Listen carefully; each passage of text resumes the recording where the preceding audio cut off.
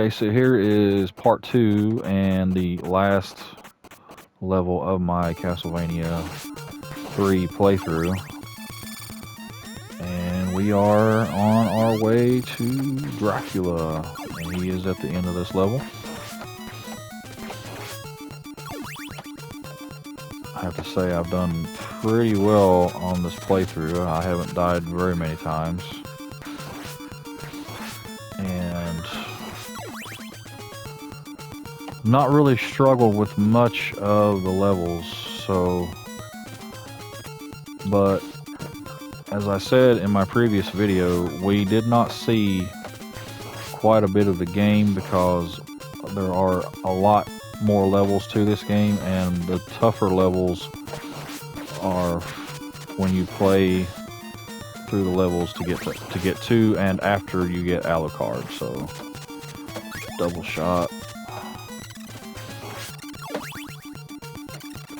Okay, step on this gear, let it go around about right there, and then you want to jump right there. Okay, this next part can be a little tricky. We're going to try, see what we can do with Sypha here. I'm running out of hearts, but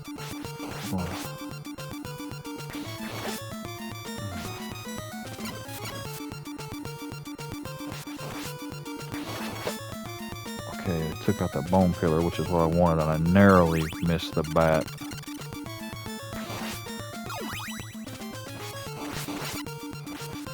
I want to stand right here and throw magic because, as you can see, as you get closer to that bone pillar, the blocks start to disappear underneath you. Okay, this part can be a little tricky. I'm gonna get rid of the skeleton. And there is the lightning magic. Oh, okay. I'm gonna switch to Trevor now because I want to get the axe sub-weapon. And it's the only time you'll ever hear me say that. Okay, well, that's fine. We are in the last leg of the game here, so. And there's actually a wall meat over here. Just need to avoid this. I actually won't need Sypha anymore. Trevor will be who I use from here on, especially with the with Dracula. What I want is that candle over there on the right. It has the axe sub-weapon. Okay, I want that, and I want to get the triple shot, and we will be set to go. And we have. This is a part in the game where Alucard definitely comes in handy, and it's where you swing on these pendulums. Alucard can just fly to the other side of the screen you don't have to get on these things. And I jumped off because I was going to get hit by that bat. There are no more wall meets from here on. The last one that I got was the last one in the game. And so I don't want to take any damage because Dracula is just beyond this door at the top of the staircase. And here we go. The staircase leading to the throne room, the moon in the background.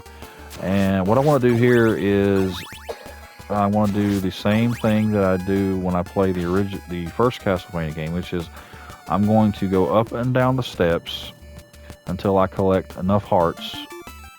And I'm also going to throw my sub-weapon at the candles, and it will eventually cause the double and triple shots to appear. And I want to get somewhere in the neighborhood of about 60 hearts. That should be plenty. I want to have more than I actually need. I definitely don't want to run out because I'm going to be using this axe a lot in this next battle. It's actually the only weapon that I will use. I won't be using the whip. Okay, so there's the double shot. I'm going to take Dracula out with just the axe. So we're getting close in on the number of hearts. Just need to get the triple shot. And this is a little time consuming and a little monotonous, but it is definitely necessary for my particular strategy for defeating Dracula. Some people prefer to use one of the other characters, and that's totally fine. I don't have much luck using the other characters.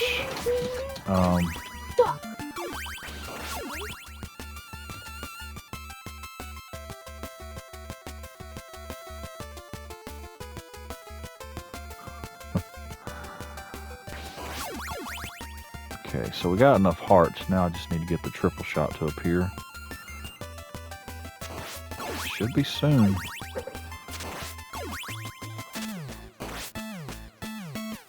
That candle has the, I think it's the dagger. Don't want that. It's next to useless. I mean, if you don't have a sub weapon, then it's fine, but... Okay, there we go. There's the triple shot. So we got enough hearts. We got the triple shot.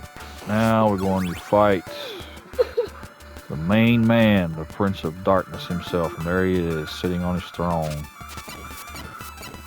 just want to throw axes at him. This will whittle him down very fast. Okay, so there's his first form. Now here's his second form, the one with all the faces on it. I'm not sure what they were going for here when they decided, hey, let's do a second form for Dracula. You know, I don't know what was wrong with the second form from the first game. I thought it was fine. His demon form that he's actually had in several of the Castlevania games. This one they decided to go with a blob with faces on it. Now, this is... I don't think this is supposed to be Dracula. I have read somewhere that this is actually supposed to be the being that gave Dracula his powers, but that was I think it was on a wiki somewhere that I read that, and I'm not sure if that's true or not. I know that Dracula actually doesn't get his powers from whatever this thing is, because we see in the PS2 game Lament of Innocence that Dracula has a much different kind of origin than the one that was supposed to be in this game. And as you can see, what my strategy was, I just stood over here and chucked axes at him, and it took care of him pretty fast. No damage. And that's Castlevania 3. Great game. Love this game. One of my all-time favorites. And that is our playthrough with Sypha. And I will be trying for a playthrough with Alucard soon. I don't know how far I will get with that, because Alucard's path is longer and more difficult.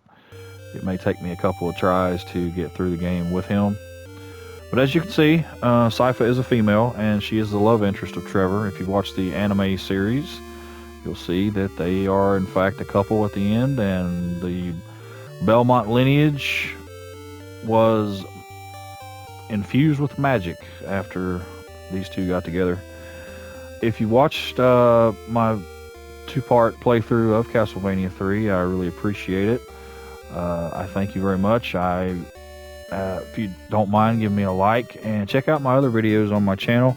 I do horror movie reviews from time to time. There is another playthrough on my channel of me playing through the first Castlevania game.